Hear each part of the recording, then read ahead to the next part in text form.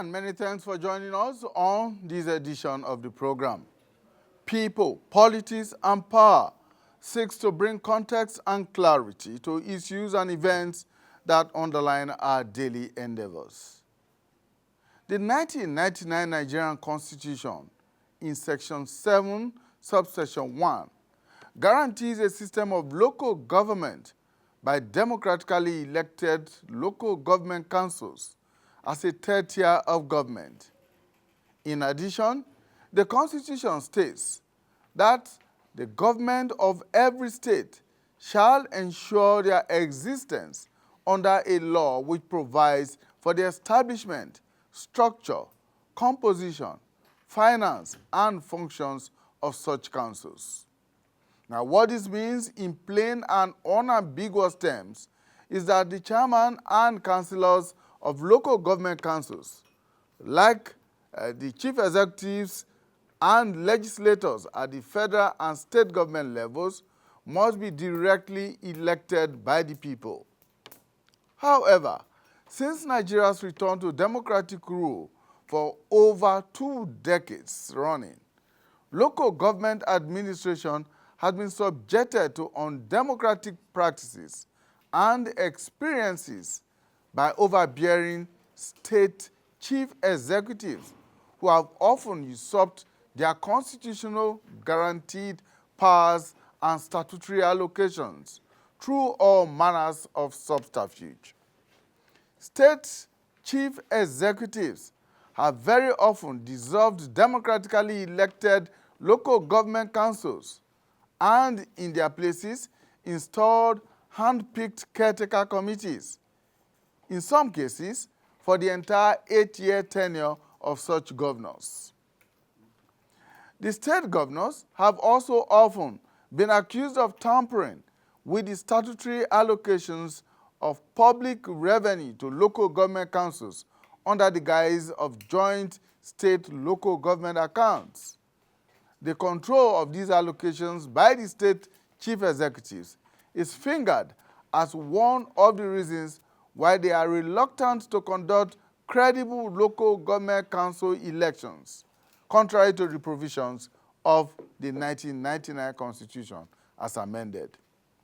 Several court judgments which outlawed the dissolution of elected councils by state governments have been ignored or observed in their breach without consequences.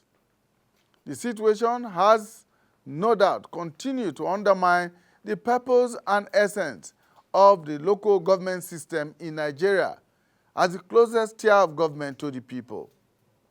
It was perhaps to discourage this flagrant abuse of the Constitution that the Nigerian Senate last week passed a motion asking the federal government to withhold statutory allocations to local government councils that are not democratically elected.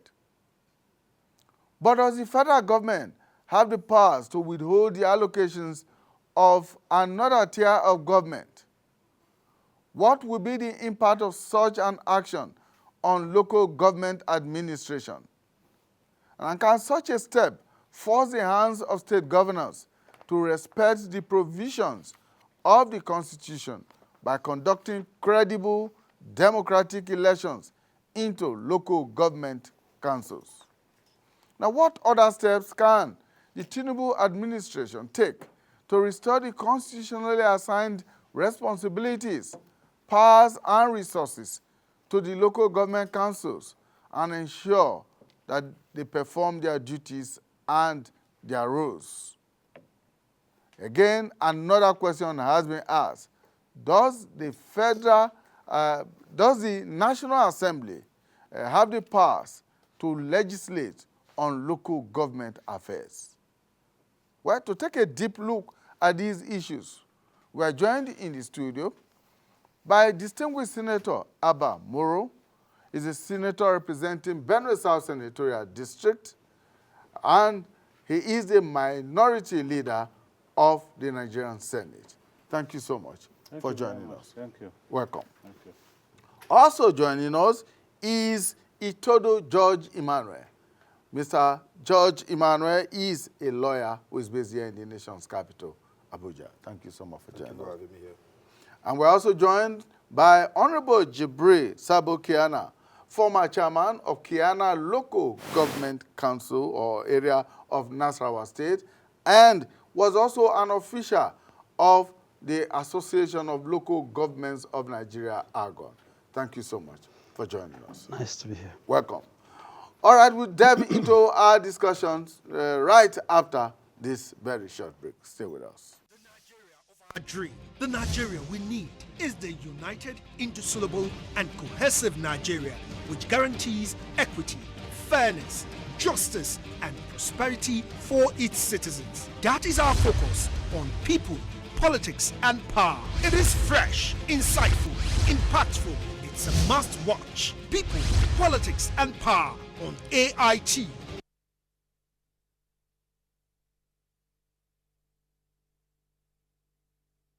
All right, thank you so much for staying with us, people, politics and power. And today we're taking a look at the plight of local government administration in Nigeria as far as the democratically elected officials of those councils are concerned. The trend has been for state executives, that is talking of state governors and their state assemblies, to, in one way or the other, frustrate the democratically elected process of local governments in Nigeria by dissolving such local governments and putting in place, in their place, caretaker committees.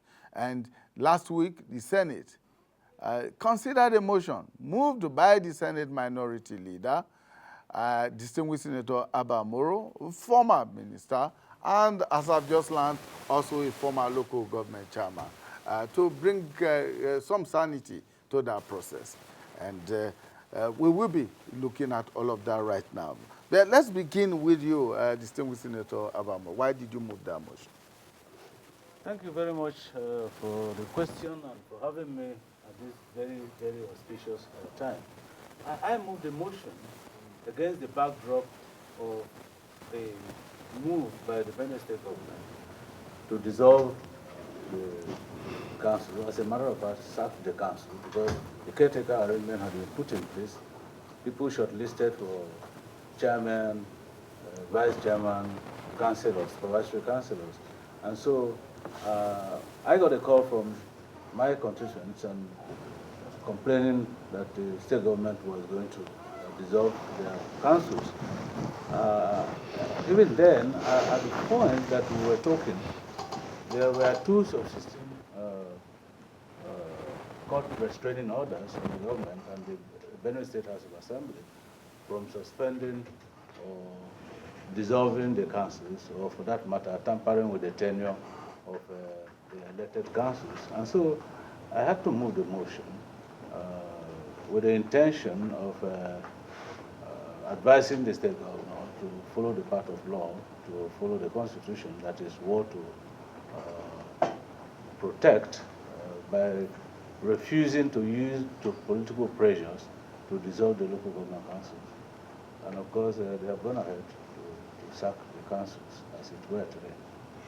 Well, again, if you look at Nigeria today, Benue State will not be the first state to sack democratically elected council officials. It's been there. I mean, it's been happening over the years. And nobody has brought such a matter before the Senate before. And when you moved your motion, you made only a reference to only Benue, when there are so many other states that... Benue was a reference point. If you look at the prayers, it encompassed all undemocratically constituted councils in Nigeria. As a matter of fact, one of my colleagues had to amend one of the prayers to include other states of the Federation.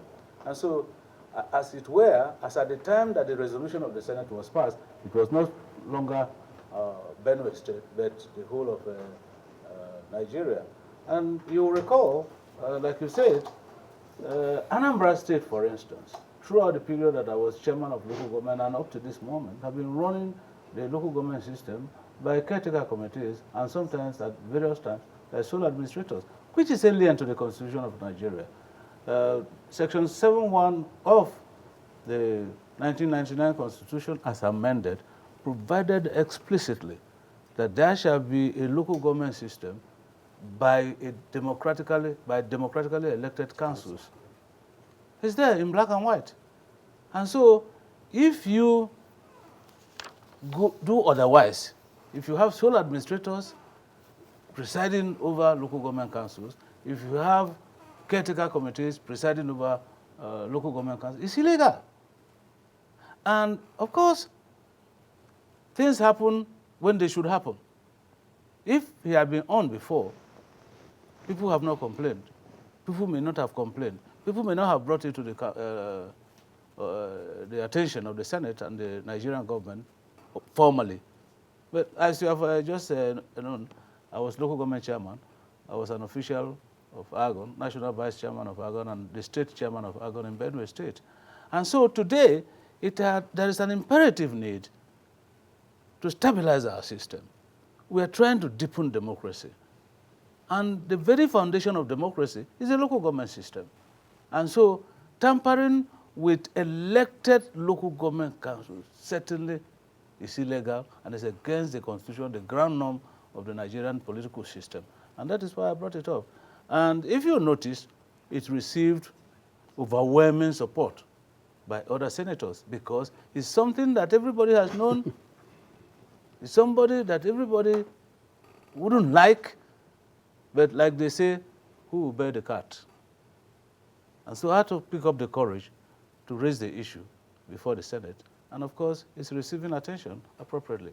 Okay, we'll come back to that because I'm aware that the Benue State government is saying that you misled the Nigerian Senate. But let me come to Honorable Kiana, who was also a local government chairman and an official of Argon at a point. If you look at what has been happening since Nigeria's return to democratic rule in 1999, like the distinguished senator said, there are states where local government elections have not taken place at all. And I mean, for the last 22, 23 years of Nigeria's return to democracy, and all we have been having are either caretaker committees or sole administrators of these local government, in contravention of the provisions of Section 7, subsection 1 of the Constitution. Why have we allowed it to linger for this long? Thank you very much, and it's my pleasure to be here.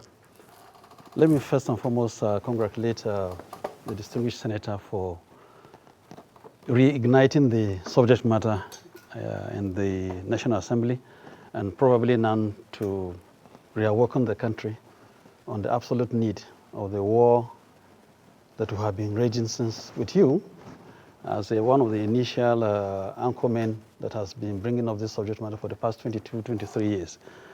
And with these routine questions and routine answers, I have gotten to a level where I may no longer be discussing the subject matter from the perspective that is lingering on symptomatic solution attention anymore, because it will always be flattered. Even when we were in the council, it started from the current president, and it ranged for almost 8 years between him and former President Obasanjo, where funds were withheld. He never stopped the governor, then to continue to do what he wanted to do with the local government system from the point of view of disseminating the local government structure as recognized by the Constitution into development areas.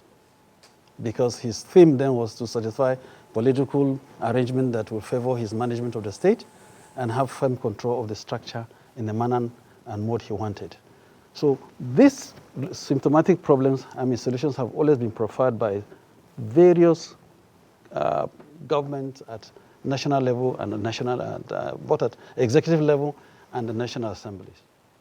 Particularly also during the Buhari era, there was major interventions by him with executive bills, executive orders on restraining state governors from accessing local government funds and so on and so forth.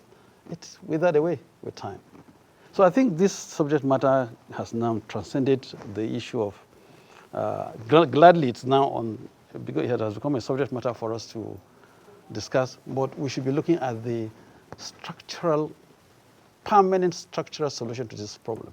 Laws are made to solve societal problems. And if laws are meant to serve that purpose, then the country and the society must really wake up to its own responsibilities to bring stability to this country. The themes of referring to the Constitution, the way we are going for as long as that continues. Thank God, too, the Senate is populated with former governors who in the next election will be suffering from the pains of not having independent or sufficiently autonomous local government areas. I hope now with their background experience and executive experience and legislative experience now, they will help that this rule, this new approach should find rhythm and acceptance for the country for these regulations to be placed. All the various attempts have come near to amending the constitutions. The last time we lost it by just 3 states or 4. We had over 23 states who are endorsed at state government, state assembly levels, but ran short of 3 numbers, including Nasarawa State, who refused, and Benue too, who refused that the constitution will be amended to give local government system sufficient autonomy to be worthy of people now clamoring for bettering their environment rather than struggling to come to the center. So I think that there is a structural problem. The country has identified it, and we must not situate our laws and regulations in reference to international peer group arrangement. Every democracy has evolved through time and to solve peculiar problems that arose in their own domains. Nigeria is a conglomeration of various structures, nature of human beings, and backgrounds of history of evolution. And we cannot use one yardstick to solve our problems. And since the struggle for power has always been the main theme of people looking for amassing the local government structure, the only thing we can move forward on this subject matter now is to look at the Constitution in a wholesome manner and introduce the critical element that will give sufficient independence to the local government system, which we have been clamoring for. I'm glad my distinguished senator is here, former minister, former local government chairman, my wonderful colleague, that the regulations we must be looking to now is how to give the local government system the teeth to exist on its own, which is its autonomy, and be a true third tier of government in this country. And the only thing left now really is how the elections to local government councils will be conducted. If the local government elections are conducted at the national level by an independent national body, like INEC is now for the governors and the presidents and House of Assembly members, the level of destruction, eroding of the structure of the local government system will be highly minimized. Okay, Yes. Honorable, let's pause on that first. We'll come back to that. Yeah. But let me ask Mr. Itodo, whether or not the provisions of Section 7 and 8 of the Constitution as they are today do not give the local governments the kind of independence and autonomy that the Honorable Kiana is talking about. Yes. If you look at Section 7 in particular, which really touches on local government, you find out that the local government are not structurally protected. As a matter of fact, they don't have structural identity. The word local government chairman is not even in the Constitution. That's how surprising it is. The word local government councils are not even in the Constitution. So the fight should start from the Constitution. If you look at the wordings of the Constitution, you find out that local government is more of an appendage of the state government. Although over the years, efforts have been made to transform this situation. But of course, you just heard Benue State, where the distinguished senator is from, being one of the states under his own party then, objecting to restructuring the Constitution. If not, if the Constitution is well restructured, the independence are given, the governor does not have any interference with the local government. The same way the president doesn't have with the state governor. The mode of electing a local government chairman is not even in the Constitution. The position is not even created by the Constitution. There's nothing like chairman, vice chairman, local government councillors and all that in the Constitution. It's as if it was left to the whims and caprices of the governor. It was even the 2022 Electoral Act, through the effort of the last administration, that tried to even incorporate the identity of the administration of the local government. That is where you go to section 99 of the 2022 Electoral Act, that now provide for the seat of the chairmanship and how they should be elected and recalled, and that of a councillor. The Constitution is empty as far as the structural composition of a local government administration is, including their election and their recall. Then coming to the bill, if you permit me to. Is that a bill? It was a motion. It's a motion, sorry. Yeah. Coming to the motion, if you permit me. First is, what does the motion, what is the intention? What does it intend to cure? What does it intend to cure? Then, how best, would that be the best approach to cure that particular issue? Then secondly, how beneficial will it be to the ordinary masses is fighting for? If there's no allocation to the local government, of course, the same people it's fighting for will be the ones to suffer most. How would they execute salaries? How do you carry on with the daily activities of a local government council? So what you should rather be fighting for is creating a structure that makes it impossible for appointing a caretaker chairman. I agree with our speaker here, who said INEC should be involved. And I've been shouting this for a long time. Because it's the absence of INEC that subjects local government election and all that to the caprices of the governor. Situation where there's a timetable for local government election alongside that of the other governor or whatever, you find out that everybody knows his stance. There's a timetable as to when to call for election, when to go for primary, when to do all that. That of course, will require a constitutional amendment. Constitutional amendment, that's what I'm saying. It should go to the roots. So, okay, distinguished senator, a number of issues have been thrown up by this. The first one, since your motion last week, has been the reaction of some individuals to say, look, the Senate, or indeed the National Assembly, does not appear to have the constitutional powers to legislate on local government affairs. Is that a correct reading of this situation? Definitely No. not. Definitely not. The Senate, the National Assembly has the constitutional power, responsibility to legislate anything under the Constitution of Nigeria. The very local government that they're talking about now, in the 9th Senate, I sponsored a bill for the administrative and financial autonomy of the local government in Nigeria. Again, the bill fell short of the mandatory 24 states. House of Assembly to approve of it for it to become law. And I am not a lawyer, and I don't know the perspective from which Barrister Itodo is coming from. But I think it is wrong to say that there is no mention of the local government in the Constitution. Chairmanship. We are just talking about Section Section 7(1)(a) now. and 8. So how will you now say that the word council was not mentioned? It's used there. There are 774 local governments in Nigeria listed in the Constitution. And their doctors. In the first schedule, yes. Right. And so it is not, that is the aspect that Section 8 contemplates. The structure and the rest of them are the things that the state houses of assembly should undertake. You know? And to say that the federal government cannot withhold the allocation to local government, to say that how do they pay salaries, those are emotional, sentimental attributes of the situation that we have on hand. The truth about the matter is that the dissolution of the councils and emplacement of caretaker committee are being an issue. It's wrong. And what is wrong is wrong. It doesn't matter whether it's Party A or Party B.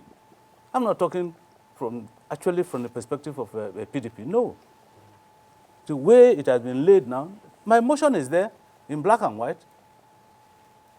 It's not Abamoro, a PDP member, kicking against an APC government trying to. If you ask for observers of politics in Benue State, from the beginning I've been supportive of Governor Alia. And he knows it. He can't deny it. They can't deny it. I support them because I believe that as soon as elections are over, governance takes over. And governance ordinarily should not wear the toga of party because you don't even know. Other party members would have voted for the governor, just like other party members voted for me. So I do my things across the board, across party lines. And so I think that we must start from somewhere. The truth about it is that if the constitution of caretaker committees is illegal, then allocating money to them becomes illegal because it's an illegal contraption. And so you go and give him money to spend on behalf of who? Because he was not elected by the people. So you can't spend their money on their behalf. You can't exercise any authority over them on their behalf. They must be elected to enjoy that. And the issue that my brother here raised, only recently, there was a similar situation in Plateau. That's a PDP state, controlled state. What happened? The mere threat of withdrawal of statutory allocation forced the governor to retract and reinstated the council chairman and vice chairman and councillors that is sacked. Those were elected by APC. APC governor was in power in Plateau. PDP took over, sacked the councillors, sacked the chairman. Federal government said, no, you can't do that. And he reinstated them. So this is what we are asking for. This present administration at the local government level in Benue State will terminate on the 30th of June. How many months? So allow this democratic system to run through. And unfortunately, my governor is a Reverend Father. So allow it to run through, conduct your own election. Why will you not take, okay, for instance, if it is ending in June, by March, you should be preparing to conduct an election for a new set of persons to take over. At that point, as characteristics of the Nigerian system, everybody becomes APC, councillor, even me as a senator, I cannot even elect a councillor in my ward. But it's okay. Elections are rigged. Elections are manipulated, all that, but let them be a semblance of a democratic election. That's why. Yes. Because I wanted to, just to emphasize what the distinguished senator said, and to invite the attention of the barrister. The contemplations of the status of local government system are more than represented in the Constitution. The whole of Chairman. Hold on. There is the spirit of the Constitution and the intentions that go with the spirit of the Constitution. Section 7 is very clear. If we are a seasoned democracy and we owe ourselves moral obligations to put in place what we swore to do, so Section 7 of the Constitution completely emplaces the structure, the administrative requirements and attributes of a local government system. Section 7 says the 770 shall be democratically guaranteed. Yeah, and let me read that provision for clarity Section purposes. 7B says the State House Assembly shall be responsible for bringing out the rules and regulations for how the administrative setup shall be made up of. Yeah, Right. which is why I want to read 7.1. So, the system of local government by here, democratically elected local government councils is under this constitution guaranteed, and accordingly, the government of every state shall, it's mandatory, Yes. subject to section 8 of this constitution, ensure their existence under a law which provides for the establishment, structure, composition, finance, and functions of such councils. Yes. so The person, 7.2 says, the person authorized by law to prescribe the area over which a local government council may exercise authority shall define such area as clearly as practicable. So this is what is the problem. Since, like I said, every democracy has its own nature and root. And we are contracting the development in 200 in establishments, I mean, the countries of 200 years history, 250, 150 years history, 800 years history. And every day we are making reference to America. And we must now look back. What does Nigeria look like? How have the states in Nigeria come to existence? Did they evolve or they were mechanically created? Are the people together having anything that is binding them before? So now, since we are a contraption in the afternoon, I think the best thing is to make structured approach and make sure that every community that has been created as an autonomy for peace and progress should be given the sufficient guarantee of existence so that people can continue to live as they were living and not be living at the caprices and whims of a governor who has just taken over the government of a state that is mechanically put together. Let us always remember this. So my approach is that I'm glad with the aspect that the Distinguished Center has also brought to light.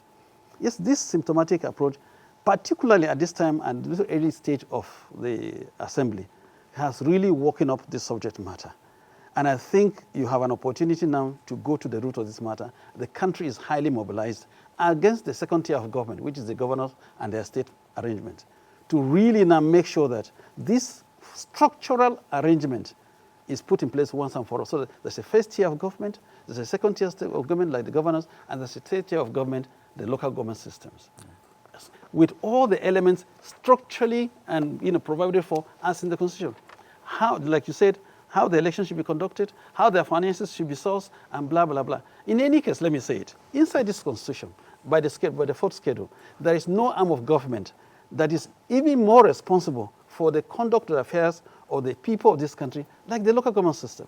Almost all events, all activities that state governments do today, are activities that are supposed to be carried out by the local government system. Yeah. What they don't have now is the tooth to do this work. People see the local government system as an extension of their offices. In fact, the state government now leave their duties. This is wrong. To do the duties of local government councils in this country. And so that's why there's no structure to now stop banditry, lack of farming, indiscipline, code of conduct, and code of values of the community have all disappeared. Because one man comes and becomes a bandit in the state. As a matter of fact, you can easily say the governors have become coup plotters in this country. Because the moment you disrupt an elected government by a pronouncement, you're a coup plotter. There's nothing short of that. And they know this. Today, his colleagues, many of his colleagues are governors. I'm sure they're regretting what they did when they were governors in the manner of dissolution. Yeah. I'm very impressed with what the governor of Plateau State did. Wallahi, that was a unique, reaction to a moral burden that is federal. He had no right to do that. Yeah. This was unique. It was the first time that anybody responded to a federal intervention in that wholesome manner. Yeah, you have tried to do it, which is why I want to return to the distinguished senator. I'll come back to you soon. Yes. I'm just wondering why you are asking, why the Senate is actually asking the federal government to stop allocations to undemocratically elected local government. Because under Section 7, subsection 6A of the Constitution, it says the National Assembly shall make provisions for statutory allocations of public revenue to local government councils in the Federation. So actually the ball is in the court of the lawmakers and not that of the federal government, of the executive. Yeah, but this is an emergency, a situation that has arisen. And any delay in taking any preemptive action certainly will constitute a fait accompli in the circumstances. The actions would have taken place. And like in law, once actions have taken place, you cannot initiate any action against it anymore. That is what they normally hide under to do what they do. And so, yes, the National Assembly makes laws for allocation of statutory funds to the local governments. But the disbursement of these funds is the responsibility of the government of the Federation. And so, if the Minister of Finance releases funds, the National Assembly cannot stop it.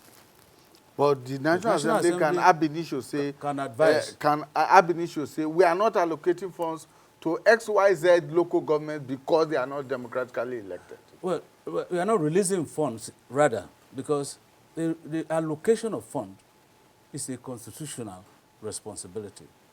So it must be allocated. But where, for instance, an illegal structure is imposed on the local government councils, it becomes illegal to release funds to such illegal contractions. That is the point that the Senate is making. Because, I mean, it's like the National Assembly, for instance, asking the federal government or the president of the country to remove an elected governor. It's not done anywhere. Except it declares a state of emergency. Even when you declare a state of emergency, if you read the Constitution very properly, you cannot remove the governor. You can only authorize that extraordinary measures are taken. If you recall, President Jonathan resisted the temptation of removing governors whose states were declared emergency under, based on the experience of Plateau State and Ekiti. When President Obasanjo was in power. And the legal opinion was overwhelming that yes, you can declare a state of emergency to take extraordinary actions to solve a problem, but you cannot remove an elected governor. And so he never did. And what we're saying here, therefore, is yes, make the laws as to how the funds of the local governments will be spent and hand it over to the councils, and they will follow. But to remove them, having been elected, certainly is illegal. And that is what we're trying to resist here. What do we do?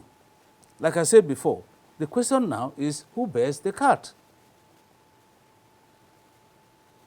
Certainly, you have decided to bear the cut. You have decided to bear the cut. Yeah. And so who now does the necessary groundwork to ensure that these people comply?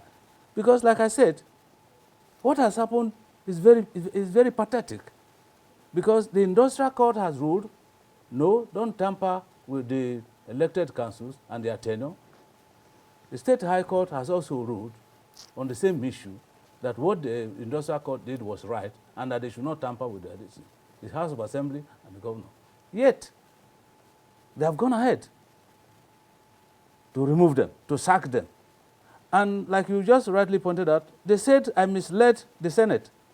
109 senators, some of them in their fifth terms,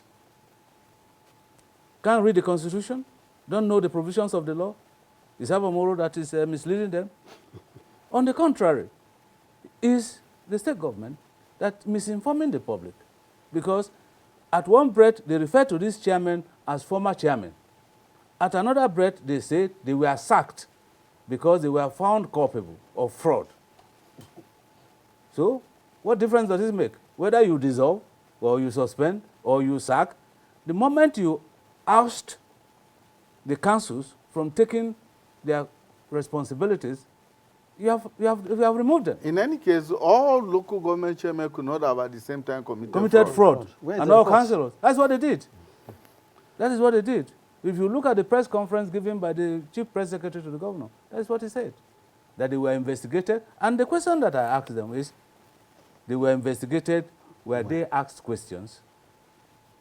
Were they given any fair hearing?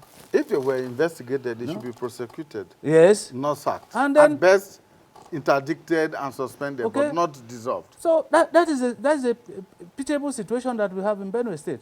Or the vice chairman, if the chairman is corrupt, the vice chairman is also corrupt. The secretary of the local government is corrupt. Councillors. The councillors are corrupt. All of them together. And then in a fiat, you sack them. When we complained that ordinarily, even assuming but not conceding that they can constitute a caretaker committee, the House of Assembly, by this law, is supposed to screen and approve of those officers. They never did.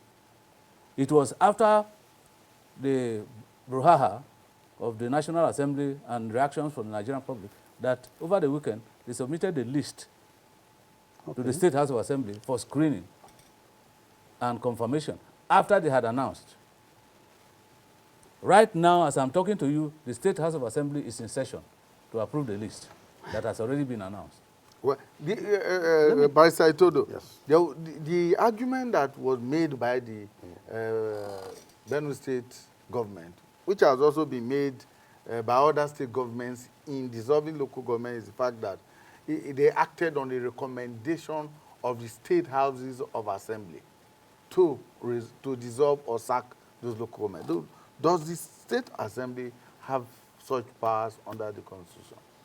If you could observe, with due respect to the senator, we are all on the same page when it comes to the wrongs being done by Benue State government. Not just Benue. Or any state government for that. No, in Yes. particular, not Benue. We are all on the same page.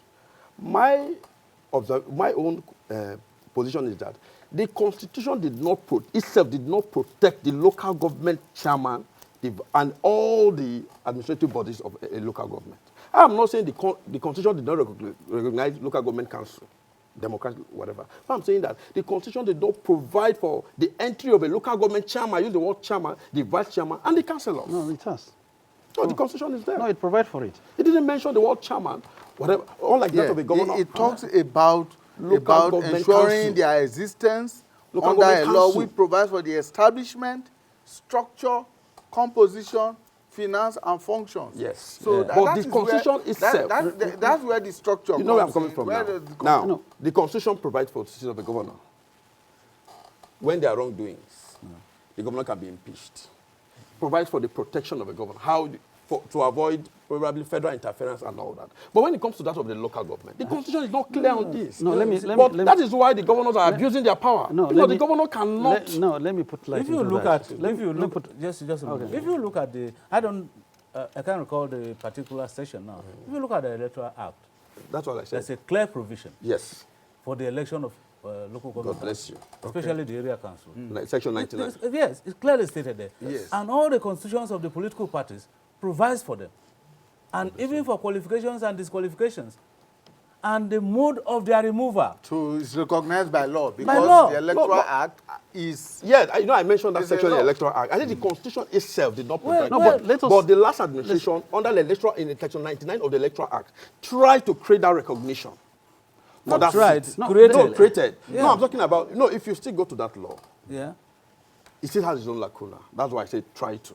By curing But it. It has its honestly, own lacuna. Sorry, Barrister, I wanted no to- law, let- no law is perfect. Yeah. Yes. No law but is perfect.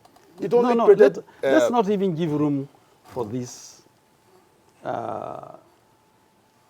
disposition of the leaders at the second tier of government. Every document is created with intentions and a spirit. And this document today that is our 1999 Constitution, every interpretation that goes with it is anchored on all the edicts that existed prior to coming to effect of the Constitution. And all the edicts that have been submerged into this Constitution, the effective operations and the spirit of it is that there are local government councils. There are tenures of local government councils inside them. And there is no Nigerian today that will not understand that when they say, Section 7 says, the structure is guaranteed, and the houses of assemblies are supposed to provide all the other elements that will make the authority come to existence. That is enough goodwill that a government is supposed to express. You cannot come away today and say, because, okay, why have they not given different names? Every state governor now would have now used Section 7 and created anything he wanted to do. That's number one. So the spirit is very clear. No, let's not give them this room. It is, now I can say for sure, over and over, that the governors today, and like the distinguished senator said, he will not be able, by June they're going to conduct election, he will not be able to deliver the councillor in his ward, because they will all be APC councillors in Nasarawa and Benue State, for sure.